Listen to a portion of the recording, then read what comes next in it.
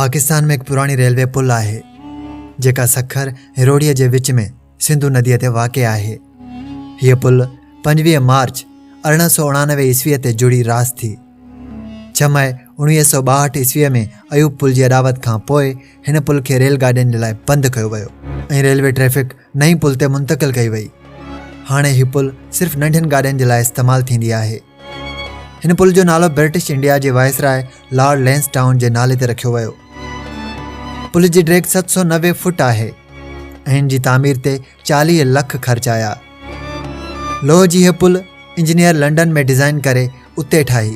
उनजो frame London ॿाहिरां जोड़े बाद में उनखे खोले बहरी जहाज़ वसीले कराची आंदो वियो ऐं उनखे मौजूदा जाइ ते जोड़े नस्ब कयो वियो। मौलाई शीदाई लिखियो आहे त इंडस स्टेट वैली रेलवे ऐं सिंध पश्चिम रेलवे लाइन जे खुलण करे कोयटा खे लाहौर ऐं कराचीअ सां गॾाइण ज़रूरी फ़ौजी मसइलो हो। ॿियो त इंडस फ्लोटिला कंपनी जे फ्लाटनि ऐं जहाज़नि वसीले रेलवे माल गाॾीअ खे रोड़ी आणण में हिकु त वक़्तु ज़ाया थींदो हो त ॿियो कंपनीअ खे ख़र्चु ॾियणो पवंदो हो। तंहिं करे सखर ऐं रोड़ी वारनि दरियाहनि जे शाखनि ते लोही पुल तामीर कराइण जो फ़ैसिलो अटल हो। पुल अॾण जी रिथा 1872 ईस्वीअ खां हुकूमत हिंद जे ज़ेर गौर हुई, जंहिंजी मंज़ूरी 1883 ईस्वीअ में ॾिनी वई। 1885 ईस्वीअ में इंग्लैंड खां माल अचण में देरि थी वई, कमु रुकिजी वियो। 1887 ईस्वीअ में वरी कमु शुरू थियो जो 1889 ईस्वीअ में मुकमल थियो। हिन पुल जा 2 हिस्सा आहिनि। रोड़ीअ वारो हिस्सो जो कैंची ते बीठल आहे ऐं हुन जी ड्रैग 820 फुट आहे।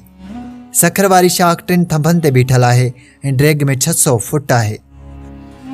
पुल जी इफ़्तिताही रस्म बम्बई जे गवर्नर लाडरी अदा कई हुई, जंहिं लाइ सखर म्यूनिसिपालिटी बखर जे किले में वॾो शामियानो झंडियुनि सां सिंगारियल खोड़ियो हो। हिन मौक़े ते सिंध जो कमिश्नर मिस्टर चार्ल्स रिचर्ड ऐं खैरपुर जो वाली हिज़ाइंस सर मीर अली मुराद ख़ान ऐं हिंदुस्तान ऐं पंजाब जे वॾनि माण्हुनि हाज़िरी ॾिनी। गवर्नर तक़रीर में चयो त अफ़गानिस्तान सां वापारु तरक़ी कंदो।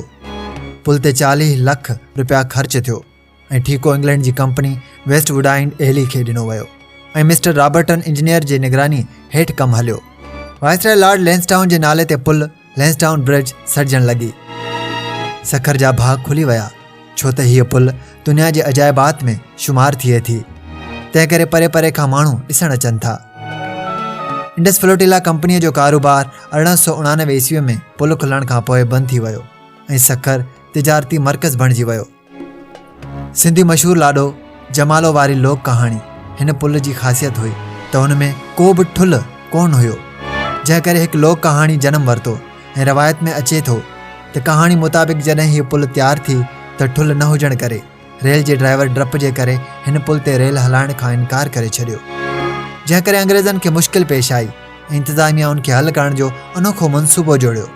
सखर जेल जे जमालो नाले मौत जी सज़ा जे कैदीअ खे ट्रेन हलाइण सेखारी वई। मुआहिदो कयो वियो त पुल तां रेल खे पार कंदो त खेसि माफ़ी ॾिनी वेंदी। अहिड़ी तरह जमालो पुल तां रेल खे पार करे ॾेखारियो ऐं उन जी ज़ाल मुड़ुस जी कामयाबी जी ख़ुशीअ में हो जमालो नाले गीत ॻायो। अहिड़ी तरह उन लोकगीत जी इब्तिदा थी। इन रवायती कहाणीअ जी अञा का बि साबिती कान थी आहे।